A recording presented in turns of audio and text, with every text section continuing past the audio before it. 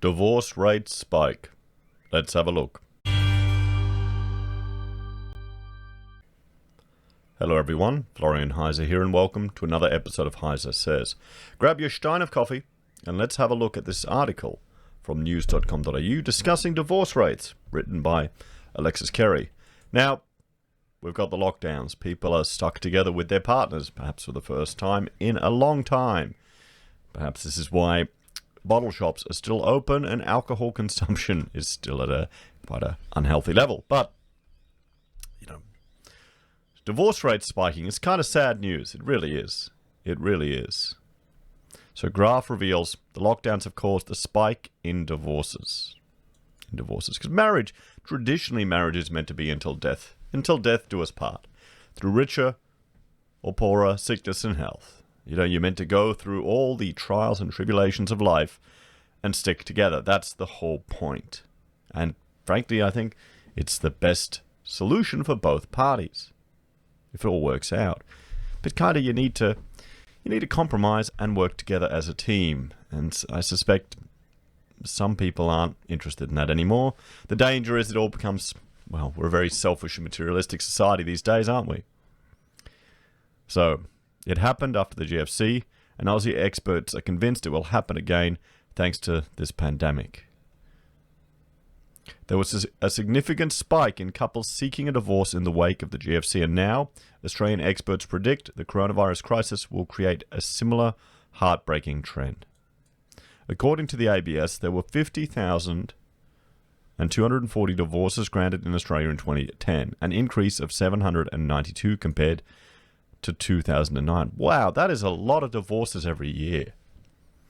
I'm going to look up how many marriages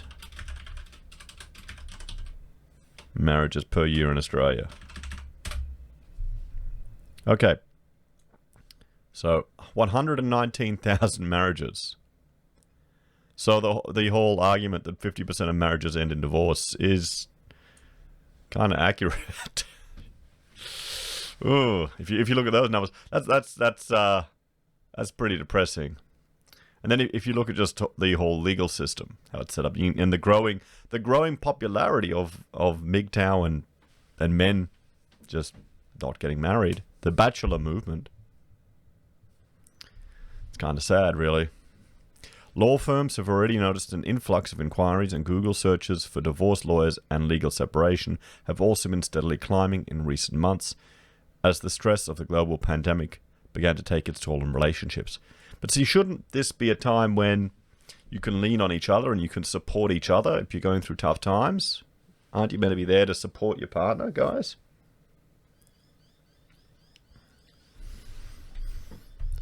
Courtney Mullen from Australian Family Lawyers told news.com.au it was very likely there would be a similar divorce increase in the wake of the pandemic. She expects a tsunami to hit mid-2021, as couples must be separate for 12 months before filing a divorce.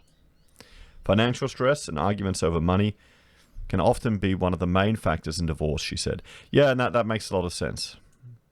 Money, it always comes down to, it's stress for money. It really is. And that puts strain on relationships, and that's what you're fighting over.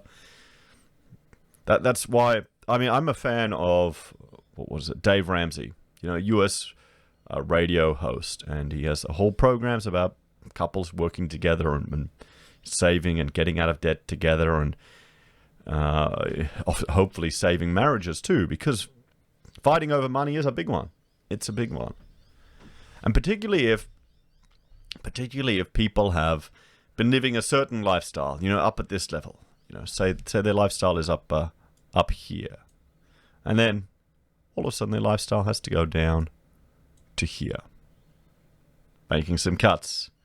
We'll say this is rock bottom. This here, I'll draw some rocks. That's rock bottom here. Okay, so they're still living here, and they haven't quite hit rock bottom, but someone wants to leave.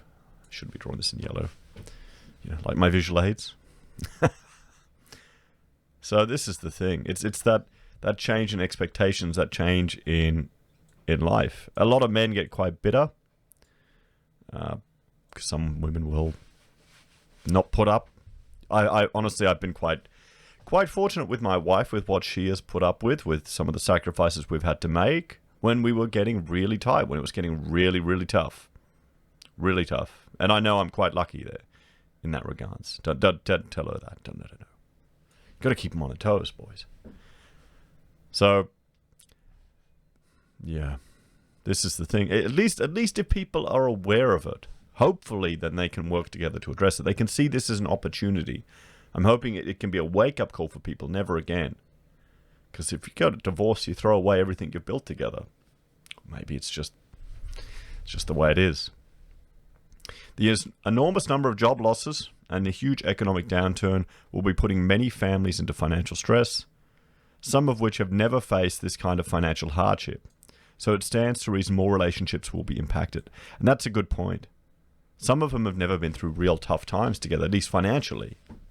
That's a test of a relationship. It's for richer or poorer, everyone. Or poorer. You know, it shouldn't be about the money. Shouldn't be. Because money can disappear like that. You don't want to tie your happiness to material things. Because it's all fleeting. It's all fleeting. You know, you can go from having a huge job, it can all disappear. You don't want, or huge money coming in, it can all disappear. Government can come and take it. You could have your mountains of silver and gold and your shotguns all disappear. You don't want to tie your happiness or your meaning to material things. And you don't want your relationships to be dependent on that. I guess I'm just getting old, eh? Just getting old. What you want to depend your relationship on is a good steady supply of coffee.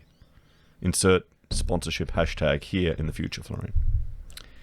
We certainly saw a jump in inquiries about divorce and separation when the coronavirus crisis began, especially when lockdowns were in place across the country. She said new file openings were up almost 50% in the second half of the financial year, with record new file openings in May and June this year, which shows people were considering their options for the future. See, the people who make money out of divorce, you know who makes money out of divorce? The lawyers. The lawyers. And, you know, if we see in mid-2021 a whole lot of people getting divorced, if we see a spike in that, I mean, it was, 2%? 1,000 people roughly? Maybe if we see that, will that start to affect the housing market? Will you start to see people liquefying assets out of spite?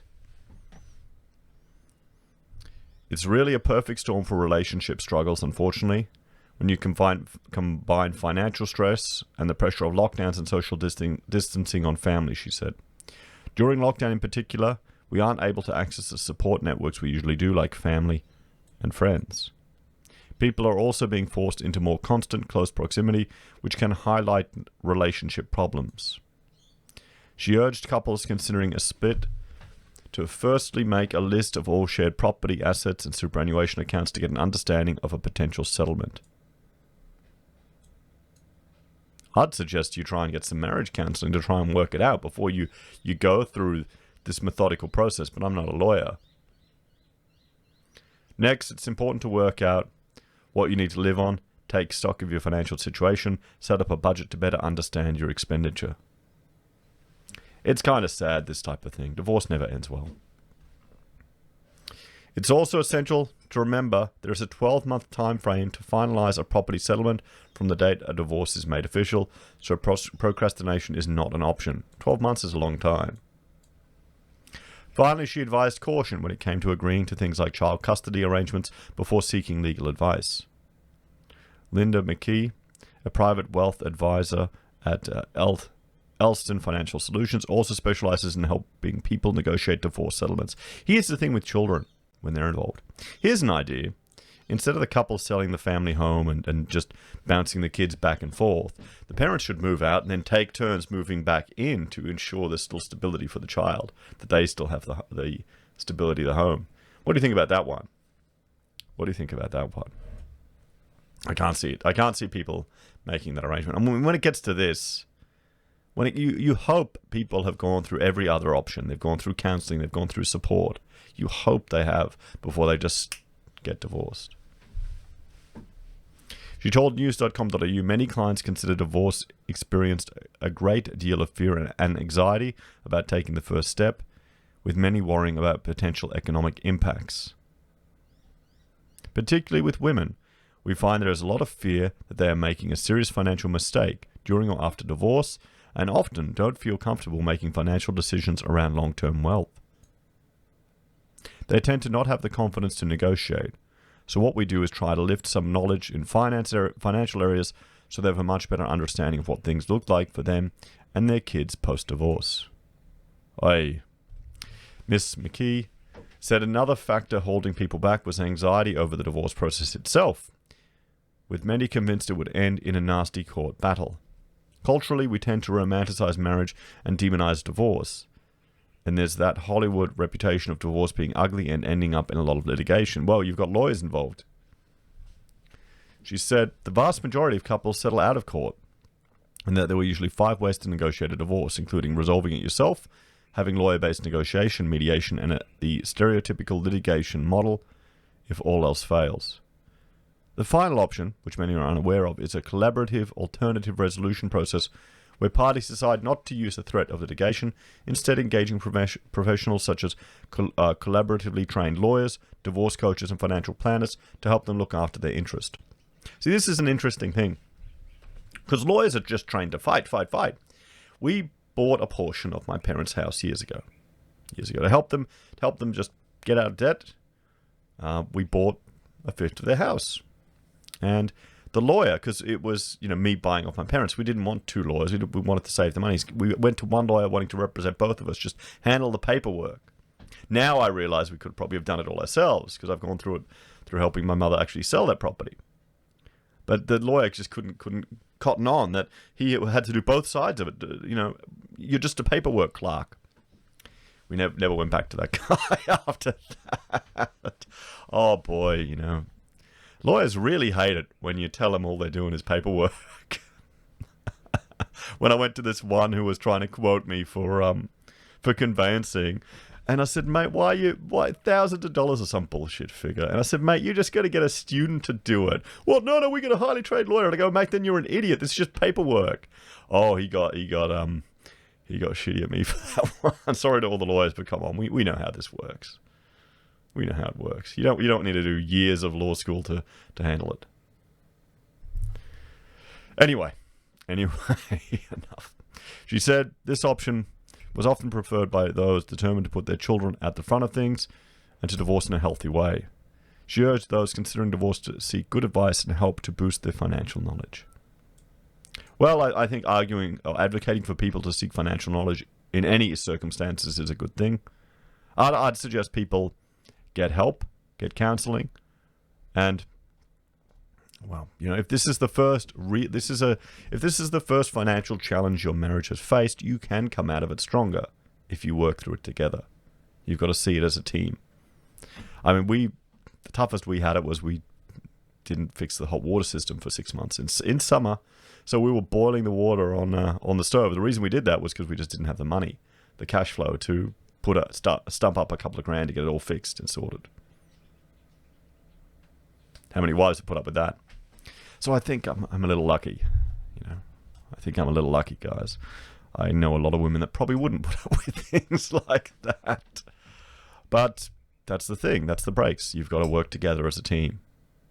We'll have to see. Let me know your thoughts and opinions in the comments below. Have you been divorced? What were your experiences of it? And how did you manage it? And how did you put the kids first? Let us know. Take care, guys. Please like, share, and subscribe to the channel. If you're a fan and want to support the content, there are a few ways you can. You can join the channel on YouTube or Patreon. You can support us using our affiliate links at Amazon, eBay, Independent Reserve, or Kucoin. You can buy a merch from HeiseSays, use Gold Pass from the Perth Mint, or support us via PayPal. Take care, have a great day, and I'll see you all next time.